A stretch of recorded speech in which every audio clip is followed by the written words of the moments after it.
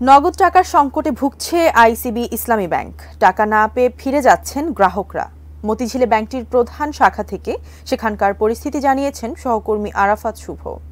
লোকসান, মূলধন ঘাটতি এবং ঋণ খেলাপির কারণে গত বছরের শেষ দিক থেকেই কিন্তু আইসিবি ইসলামী ব্যাংক তারল্য সংকটে ভুগছে এবং এতদিন তারা যে আমানত ছিল গ্রাহকদের সেটি নিয়ে কোনো মতে চলছিল।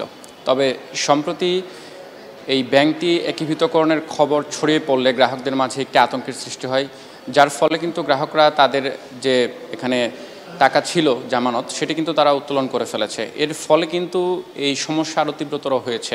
বিশেষ করে আপনাকে যদি জানিয়ে রাখি, আইসিবি ব্যাংকের তথ্য মতে চলতি বছরের শুরু থেকে এখন পর্যন্ত প্রায় 52 কোটি টাকা কিন্তু গ্রাহকরা উত্তোলন করে ফেলেছেন এবং এটি এই তারল্য সংকটের ক্ষেত্রে সবচেয়ে বড় প্রভাব হিসেবে কাজ করছে যেটি আমরা দেখতে পেয়েছি। এবং একই সাথে বলে রাখি, এই নগদ অর্থ না থাকার কারণে কিন্তু যে সকল বুথগুলো রয়েছে সেই বুথগুলোতেও কিন্তু গ্রাহকরা টাকা উত্তোলন করতে পারছেন না এবং কি তাদের যে সকল শাখাগুলো রয়েছে শাখাগুলোতে গিয়েও গ্রাহকদের তারা টাকা দিতে পারছেন না।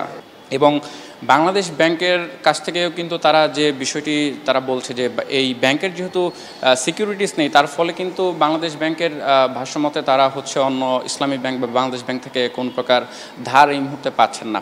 সব মিলে যেটি বলা যেতে পারে, এই সমস্যা দিন দিন তীব্রতর হচ্ছে। যদিও ব্যাংক বলছে যে তারা এই সমস্যা কাটে ওঠার জন্য চেষ্টা করছেন। এক কথায় বলা যেতে পারে যে আইসিবি ইসলামী ব্যাংকের কাছে নগদ অর্থের সমস্যাটি দিন দিন আরও প্রকট আকার ধারণ করছে।